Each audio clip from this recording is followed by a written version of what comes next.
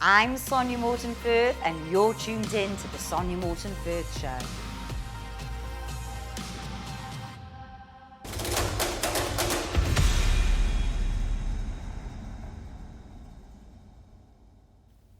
So I think the public have a zero tolerance towards terrorism, but they don't have a zero tolerance towards organised crime. And I say that because people think nothing about buying drugs. I say not everybody, but there are too many people think buying drugs is just okay. There are too many people think nothing about buying counterfeit goods because they're getting a cheap bargain. Too many people think about getting their cars washed on a Saturday morning by Romanians that have turned up at a disused car park somewhere. And yet all of these things are indicators of organised crime. So there isn't that zero tolerance towards organised crime as there is towards terrorism. But organised crime kills more people more often, repeatedly, and nobody seems to get too excited about it.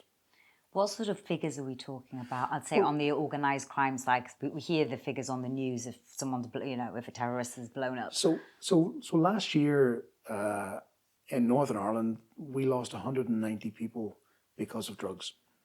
190 people. That's probably in the top 3 or 4 years of the numbers of people who died because of terrorism over the course of the Troubles. And yet, where's the public outcry? Where's the cry that we need to do more about this? We need to stop this happening. I think the figures in England and Wales are even more dramatic. Scotland has had its most deadly year because of drugs overdoses and drugs deaths, and yet the public outcry just isn't there. So I would contend that you're more likely to be the victim of organised crime than you are of terrorism, but there is this righteous and very proper zero tolerance towards terrorism. But I think people need to be more aware of the fact that organised crime is, first of all, a supply and demand. So people who are involved in organised crime supply a service, whether it's drugs, whether it's counterfeit goods, whether it's, young girls in brothels. That service is provided because there's a demand. Where does the demand come from? Well, it comes from people that you meet. It comes from your neighbours, your friends, your brothers, your sisters. If I was to use my laptop now and using the Wi-Fi from the hotel, I could, and please forgive the expression, I could order a woman to be brought to this hotel room within 15 minutes. And would that woman be coming of her own accord? Because that's a very different matter. There are people who, and they're, for the most part, they are women who are voluntarily living their lives as sex workers. There are people who do that, and that's legitimate. People might have a view on that, but it's their choice, yes, their bodies, their livelihoods, and I accept that. But the greater number of people that are being used in brothels are being trafficked, which means that if you're a man, it's predominantly a male purchaser and a female supplier. Awful terms, but you'll understand what I mean. But if you're a man going into a brothel, you're part of the problem because you're the demand side of that problem. And you're going into a brothel where more often than not, there are young women there who didn't set out when they were teenagers, when they were young teenagers, to say, when I grow up, I want to come to London and to sell myself to strangers 6, 7, 8 times a day. This is rape for profit. It's rape for profit.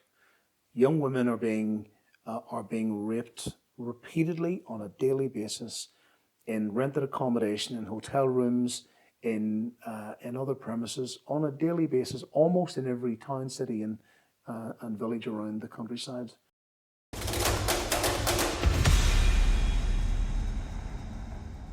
My theory is this is the culmination of many years of government intervention. What we're seeing now, people think this is a 2-year-old thing. It's not really.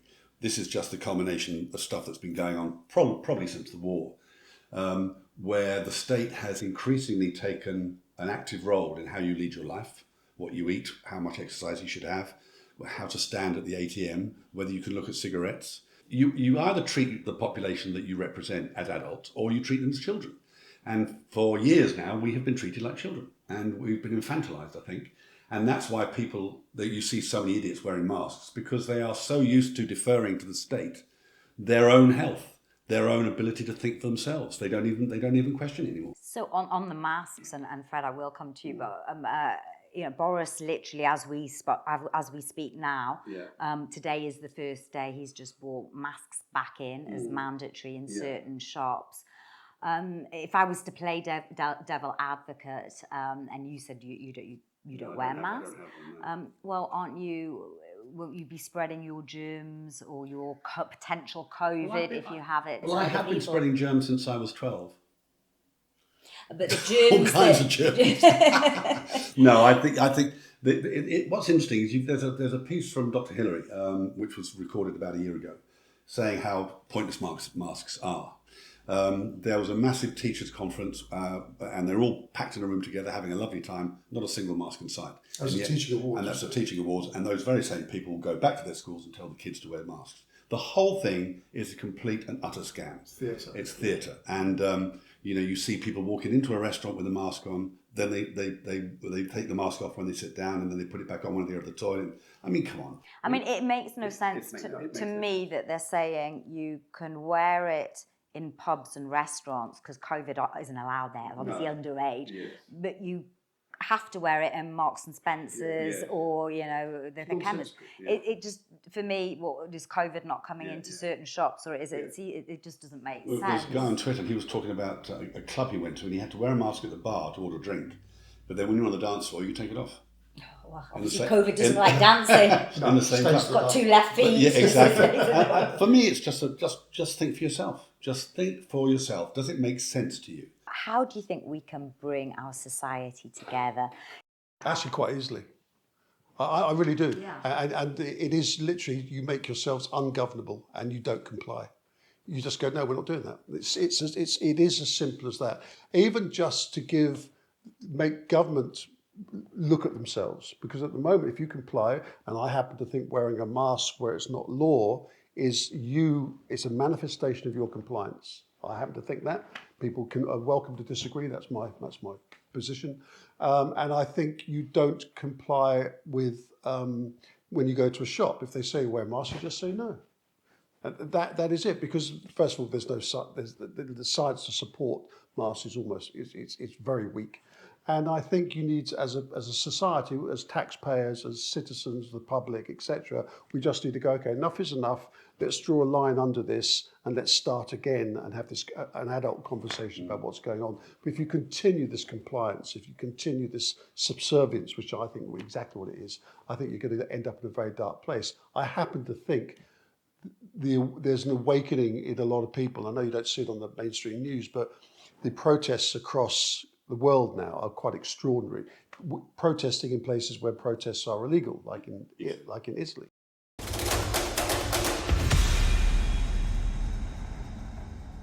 I'm at ease with myself.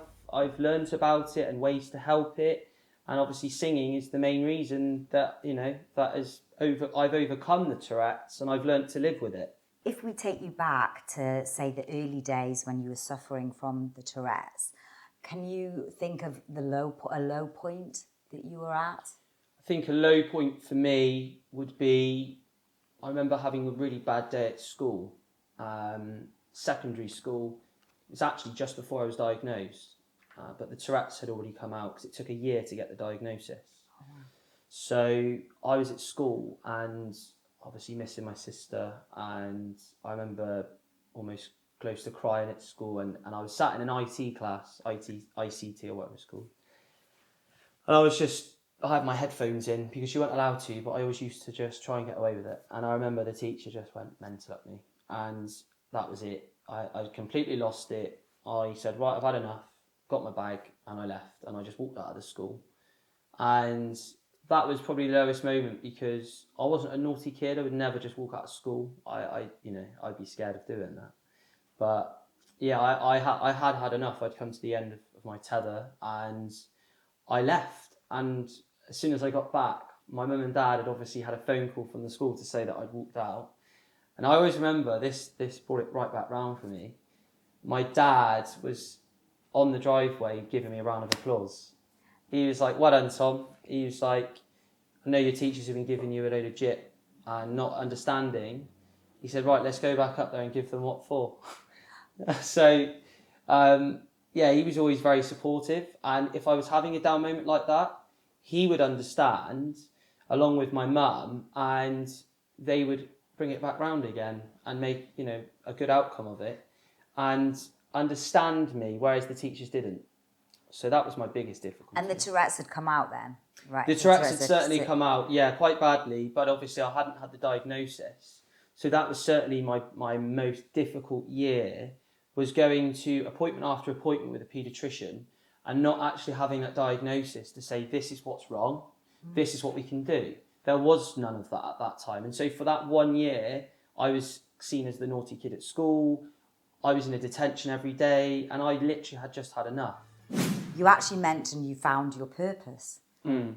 Do you believe that? Do you think, okay, this is the right road I'm on? Yeah, 100%. I think as soon as I found singing was a cure for my Tourette's, and it was kind of like a win-win, because people loved what I was doing, they enjoyed it, I enjoyed doing it, and not only that, I got to earn money from it. So there's thousands and thousands, millions of people that sit behind a desk every day. Look at you and I doing what we're doing. You know, you're doing your show and I'm doing my gigs and my singing. And I think from my point of view, that is winning in life. And I've always said, there's so many people that are in my industry for the wrong reasons. They're in it for fame and fortune. They see all these famous singers on stage and think, oh, that's what I want to do. I'll go on the X Factor or Britain's Got Talent. And okay, I've touched, you know, on those programs before, and I've been on The Voice. But that isn't why I started doing it. I started doing it because I love what I do. I love performing, and I love seeing people's faces when I sing and enjoying themselves. And I get a real thrill out of that. And I started off doing it for nothing, for free. And that's because I love it. So to then obviously come out the back of that and it becomes my career is even better, even sweeter. I love it. I love it. You did mention The Voice, and we have to mention that.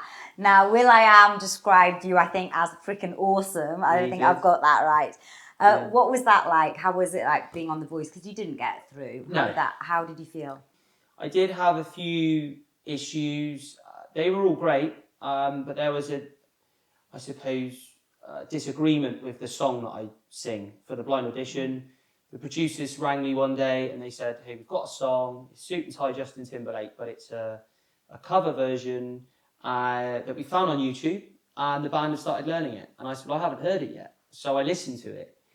And my opinion was that it was a great cover, but it was very backgroundy, very jazz sort of loungy, almost like a restaurant style song in the background, you know, a nice pleasant song in the background. So I rang them back and I said, look, I've had a listen to this song and I don't like it. I don't think it's got enough in it for me to show off what I can do vocally. But they basically turned around and said, it's basically either that or not be on the show. So I thought, well, they always say any publicity is good publicity. And to be on a show, which at the time I think was the most viewed show in the country on any TV programme or TV channel. So I thought, well, I can't miss the opportunity, even if it doesn't go the way I want it to. So I suppose that's not a great way of looking at it, because I suppose I wasn't fully positive about the whole performance. Although I did go into it and I did do my best. But I remember 5 minutes before, they literally gave me, my singing coach gave me a warm-up. And we changed the ending. Oh no, 5 minutes before? 5 minutes before. The worst thing I could have done. I said to her, I need to add a big note in at the end, and I ended up not doing it, and it just went silent at the end. And I had no turns, and that note could have done it. And I don't know whether it would have or not, but that could have been the defining moment. And I always look back at that, and I always think, well, if you watch the video on YouTube, you'll see my face, and it just drops.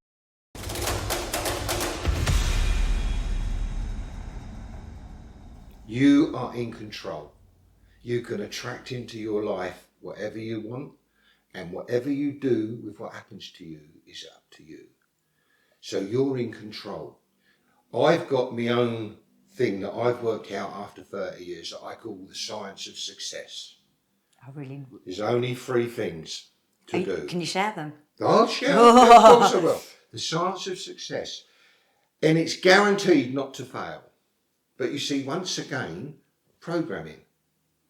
If I had a car, right, and I said to you, that car does 200 miles an hour, right? Yeah. So you get in it and you get to 120 and your bum starts tweaking and you don't do 200 in it. Does that mean the car don't do 200 No, miles I an think hour? I'd Or try. does it mean that you weren't prepared to do what it took to get it to do 200 miles an hour? So you come back to me and I said, well, it's easy sitting here and I'll teach you how to do it. You pay attention and I'll show you how to do 200 mile an hour. But you ain't going to go from 120 to 200 without a few fears and falling off the thing. But eventually, once you know what you've got to do and it's possible, fill the gap in. And that's what this is all about. Everyone picks up a book, they go, oh, that's a good book. And they read it and they go, oh, yeah. Oh, got it, lovely. Off we go up the road. And they feel all full of it. And then they stop. Your thought creates the feeling that creates the emotion. And the emotion creates the result. Think about it. Who's in charge of your thoughts? Well, you are. Totally. Because you even think things, you can look at the same thing of me and think of something different. So you're in total control. That creates the feeling, creates the emotion, and the emotion creates the result. But everyone keeps saying in life, when I get there, I'll be all right. Yeah, I'll be happy. When that happens, I'll be all right. Yeah, Rubbish. yeah. You got to take it with you. Why miss out on the bit in between and be miserable, The hoping journey it's is going to the be best. all right? It's got to be the best bit, right? Hoping it's going to be because you might all right. never get there. You've got to take control. So what happened was I'd known all this stuff. I'd read it all. Read all the bits and pieces of that, Think and Grow Rich and all. I've done that, I've done me bit, I've done my apprenticeship on it, and all the time things are going well, which they have to most of my life. And not everything's not bad in my life. It's most things are Sounds terrific, wonderful, right? But it was working because I was emotionally in line, in a good place, right? Yeah. So it worked. So immediately I'm now in the bones of my arse. The emotion's wrong. And everything's working perfectly. The emotion's creating the result. I'm feeling shit. What results am I getting? Shit results. Shit results. So I've got to do something to change my feeling. Because, see, in life, I always say you can't skip the steps. But the lovely thing is, if you've already been up them steps once, the second time up's a lot quicker. Because you haven't got to spend time learning and what's happening on that steps. Like I knew I'd been in business and had 50 odd businesses in our time, different things, everything from greengrocers to bloody care homes to garages, everything. And you look at all the biggest entrepreneurs. I mean, Richard Branson, he's had loads of businesses and they've had few that have failed. That's why I can help everything, because it ain't got nothing to do with what you're doing. It's got what's going up here. That's where the success comes from, up here. And you've got to allow your business to do what you want to do. I won't bore you with it, but I tell you, some clients I've got, they just absolutely can't believe it. They're sort of saying, well, I've got all this time on my hands, I've never earned as much money in my life. It's all up here. Because we're programmed. See, what we're programmed to do is pretend. Because we're all programmed to fit in, right? So we have to pretend. Most people, you ask them a question, what would happen, say he's got a job.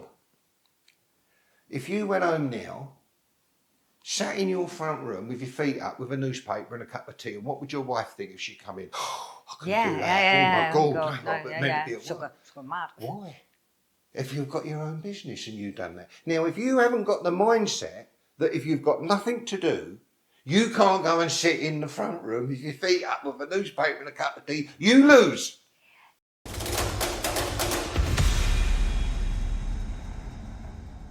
When I'm on my deathbed and I've inspired and helped 100 million people and it's my time to go, then I'm fulfilled. But until then, I'm filling.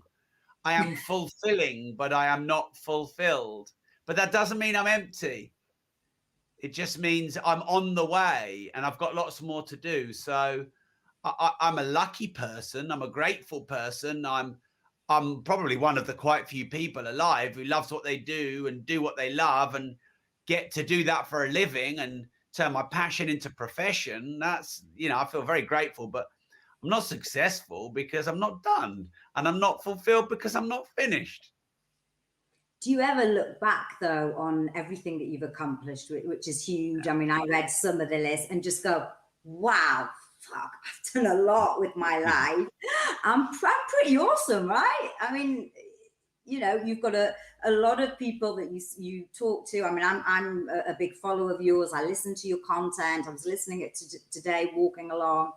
And you know, you're helping people. Is there no point that you just sit having a nice cup of tea, you know, Sunday afternoon, and just think, I've done okay. If this was my time, I've done okay. No, never. Maybe I should more. Maybe I need therapy. I don't know. But no. If I've got Sunday afternoon, I'm either going to spend it with the kids, or hopefully do something fun, or I'm gonna get to work and expand the vision and the mission. And I'm never done. No, I mean, you know, I've got a lovely vinyl collection. I've got a really nice hi-fi that I sit and enjoy. I've got 2 amazing children. I've got a beautiful wife. I've got some nice cars. I live in a beautiful house. I've got my mum and dad. They're still alive. My wife's parents are still alive. We've got a lovely little dog. I've got lots of things that I've collected. I'm a very lucky guy, and I've got a great life, and I appreciate it. So for those who can relate, we need to start now and get perfect later. We need to build it on the go, as we go, not before we go. We need to continually improve and create improving iterations rather than trying to build the perfect model right at the start. So that would be my first piece of guidance for anyone wanting to start a business. The next would be to leverage the internet and social media and all these low friction, low barrier to entry, free platforms where you can reach millions of people. Clubhouse, Facebook pages and groups, other people's groups, not just your own. Instagram Reels, TikTok videos, YouTube Shorts, podcasts, and doing interviews, you name it. There are so many channels out there. And some people are like, oh, but Rob, there's so many channels, I'm so overwhelmed. There's also so many opportunities to reach millions of people. So embrace it and leverage and make sure that your business is at least, at the very least, a hybrid model where parts of it can be delivered online, and embrace this mass of momentum and velocity of the internet and of social media and of all these social media connecting platforms. Like the network effect is where more people are connected than ever before, and the quicker and what more wider reaching the network effect is, the more opportunity there is. So previous network effects might be rail or radio, telecommunications, or air travel. The internet was the greatest network effect ever. And now on that network effect of the internet, which reaches 5 million people out of 7 million people, then we can put things on it like currencies, cryptocurrencies, like social media platforms, like ad platforms, like traditional media. These all leverage the existing network effect of the internet, and so they compound this network effect. And I believe we should be leveraging that for our benefit as an entrepreneur.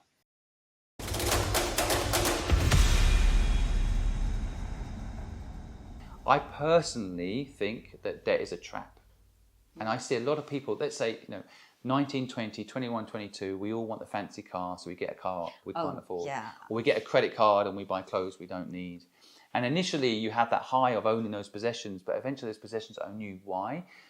I could move to Hong Kong and try this crazy experience, which frankly is what made me successful, because I didn't have a monthly bill to pay. Right? As soon as I have a car on HP and I have my credit card bills to pay off, who's going to pay these things if I take a ridiculous chance and move out to a foreign country? Do you think that's an age thing, though? It was an age thing, but equally, my parents, one of the reasons my father, I think, died of a heart attack in part was because he put himself under tremendous pressure linked to debt. Right. So, okay, so they made their money buying property, mortgaging it to the max, buying another property, mortgaging it to the max. And I think people think, oh, that's really clever. But there's also a moment where, there's no such thing as cheap money, right? The people that are lending you the money are not stupid. Okay, if there was money in home ownership, they would be owning the home, right? Home ownership was designed to give the banks an opportunity to lend normal people large amounts of money and put them in a situation where they have to pay monthly, and in fact they're working for the banks.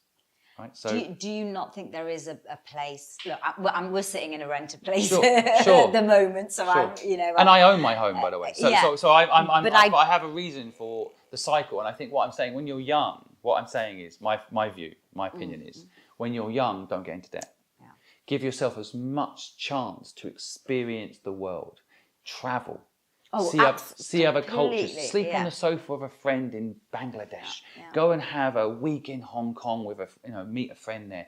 Give yourself the chance to experience what's out there, because you won't discover who you are if you don't. And what ends up happening, and I see it a lot in England, is people born in the town they grew up in, they're comfortable, and they buy a house in that town, and then that house ends up owning them because they've got a monthly fixed cost. As soon as they have a monthly fixed cost, which is quite hard to reduce or increase, but reduce, they then have to have a monthly income, right? And when you have to have a monthly income, starting your own business, having freedom gets really difficult, because I can think for myself, for the first 2-3 months of my business, I wasn't paying myself anything. I was buying equipment. I was hiring people. I wasn't paying myself any money. But if I had a credit card I had to pay, and my credit rating was going to go to shit if I didn't pay it. If I had these fixed costs that so many people build up, you get to a point where you can't make those freedom choices. So what you end up having to do is wait until you're 40 or later, when you finally got yourself slightly out of the debt system, to be able to have choices. But by that time, you've wasted 20 years of your life paying a mortgage for a house that could end up owning you. I think sometimes people want to make too much money too quickly, or they have a greed mindset. Right, so I remember in Fluid the first time we made £500,000 profit, and I remember having a conversation with Helen, who I built this business with. She doesn't get enough credit. I'm always the one that sounds like I built the business on my own. I built the business with Helen, and I remember when we made that profit, I had a conversation with her. I'm like, Helen, we've just made this profit. Should we just put it in our bank accounts? Maybe we could buy a flat with it and have some income on it. And I had that moment where I'm going to call it a weak moment, and she said, no, why don't we, we need to get some new computers. I wanted to hire this person the other day, and it's just brilliant. And so why don't we invest in hiring this person? Why don't we buy everybody Herman Miller chairs, which everyone's got a Herman Miller chair. They'll tell you they're ridiculously expensive. So we reinvested all of that money back in the business and made the office nicer and just created a better working environment. And I think that's the reason the business continued to do well. If we've taken the money out and put it in our pocket. So it's about delayed gratification, right? Yeah. It's about... when I see people pitch, to your question, when I see people pitch, I have no problem with people having a model to make money. What I don't like to see is when people either think that the money is going to come quick or that the money is there to take out. So in other words, they might say to me, Simon, you put $1 million in and a year from now you'll get $1.5 million back, right? I'm like, okay, sounds good. Sounds like a property flip, right? Yeah. Sounds good, but a lot of effort. A property flip, and I know you were in property, but property flip to me, it is somewhat soulless, right? I can go buy a property, I do it up, I flip it, I make money. Okay, I'm sitting on money. But what? I'd rather put money into a business, build a brand I'm proud of that makes a difference in the world. And yes, maybe I don't need that $500,000. I mean, I could buy a fancy car, but within a week that car's going to own me anyway. I'll be scared it's getting scratched, or I have to go get it maintained, or this money doesn't bring you happiness unless you're already happy. So I think invest in things that bring you happiness. Hope you enjoyed the show. Remember, there's a new interview out every Monday, so hit subscribe and like, and you'll get it straight into your inbox.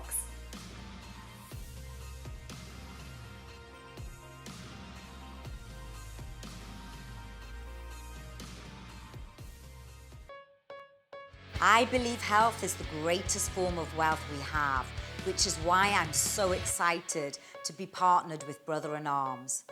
Brother in Arms is a wellness brand dedicated to working with veterans, first responders, and anyone on the front line.